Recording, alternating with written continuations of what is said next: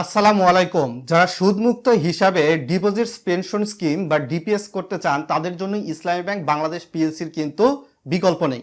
এখানে সাধারণত 3 বছর এবং 5 বছর এবং 10 বছর মেয়াদি ডিপিএস করা যায় এবং প্রফেশনাল প্রফিট রেটে কিন্তু মুনাফা প্রদান করে দিয়ে থাকে শরিয়া বেসড হিসাবে।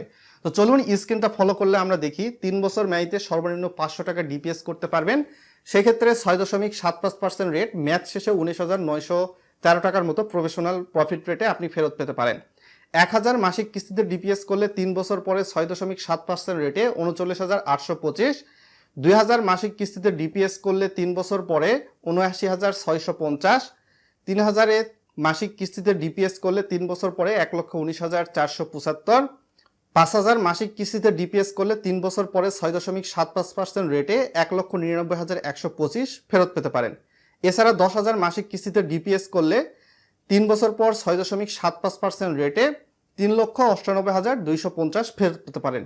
ভিডিওটা লাইক করে চ্যানেলে নতুন দর্শক হয়ে থাকলে সাবস্ক্রাইব করে দেবেন। এবং ইসলামিক ব্যাংক কিন্তু সবসময় শরিয়া বেসড হিসাবে চলে, সেক্ষেত্রে তারা কিন্তু সবসময় ফিক্সড মুনাফা দেয় না, তারা প্রফেশনাল প্রফিট রেট বা সম্ভাব্য মুনাফা প্রকাশ করে থাকে। এইভাবে যদি 500 মাসিক কিস্তিতে 5 বছরের জন্য ডিপিএস করেন 7.25% রেটে 36,301। 1000 5 বছর মেয়াদিতে মাসিক কিস্তিতে ডিপিএস করলে 7.25% রেটে আপনি 5 বছর পর পাবেন 72,602 আনুমানিক। 2000 মাসিক কিস্তিতে ডিপিএস করলে 5 বছর পরে 1,45,205 আনুমানিক মুনাফা পাবেন। 3000 মাসিক কিস্তিতে ডিপিএস করলে 5 বছর পর 7.25% রেটে 2,17,807 মতো পেতে পারেন। 5000 মাসিক কিস্তিতে ডিপিএস করলে 7.25% রেটে 5 বছর পর 3,63,011 মতো পেতে পারেন। 7000 মাসিক কিস্তিতে ডিপিএস করলে কিন্তু আপনি 5 বছর পরে 7.25% রেটে মুনাফা পেতে পারেন 5,08,215। 10,000 মাসিক কিস্তিতে ডিপিএস করলে 5 বছর পর 7.25% রেটে 7,26,020 মতো পেতে পারেন। এরপরে 10 বছর মেয়াদিতে ডিপিএসে তারা সর্বোচ্চ মুনাফা দিচ্ছে 7.25% রেট।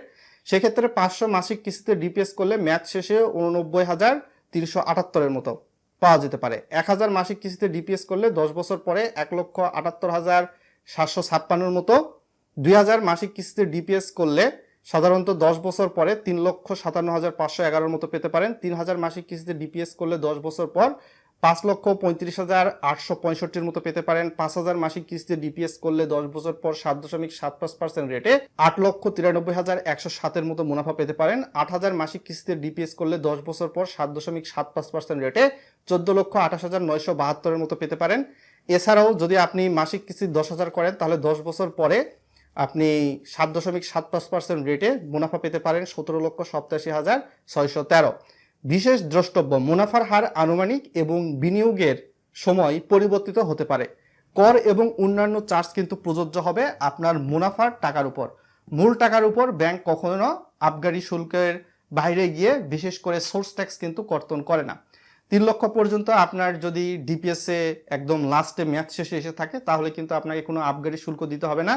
3,01,000 থেকে 5 লক্ষের মধ্যে থাকলে সেক্ষেত্রে কিন্তু আবগারি শুল্ক বছর শেষে সরকার কেটে নেবে অলমোস্ট 150 টাকা। আর যদি 5,01,000 থেকে 10 লক্ষের মধ্যে লেনদেন করেন বছর শেষে 500 টাকা। আর যদি 10 লক্ষের বেশি লেনদেন করেন বা 10 লক্ষের বেশি যদি আপনার মুনাফা এবং মূল সহ হয় তাহলে হয়তো ম্যাচ শেষে আপনার সর্বোচ্চ 3,000 টাকা কর্তনযোগ্য হয়ে থাকবে। আর ইসলামিক ব্যাংকের ডিপিএস দেশের অন্যান্য কমার্শিয়াল বা সুদী ব্যাংক যেমন রয়েছে সেগুলোর ডিপিএস এর মতো কিন্তু হয় না।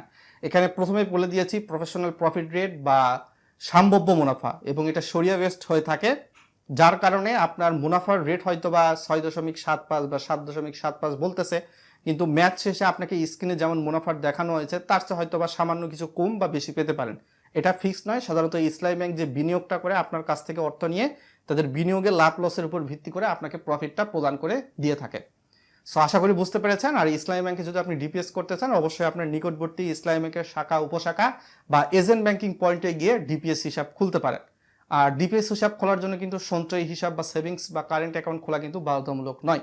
সর্বনিম্ন 500 টাকা দিয়ে এই ডিপিএসটা খোলা যায় এবং 500 টাকার গুণিতক আপনি 1,000, 2,500 বা 2,000, 3,000, 3,500, 4,000, 4,500 এভাবে পর্যায়ক্রমে বাড়তে থাকবে। তো আশা করি বুঝতে পেরেছেন। অন্যের কথায় প্ররোচিত হয়ে আর্থিক বিষয়ে সিদ্ধান্ত নেওয়া থেকে বিরত থাকুন।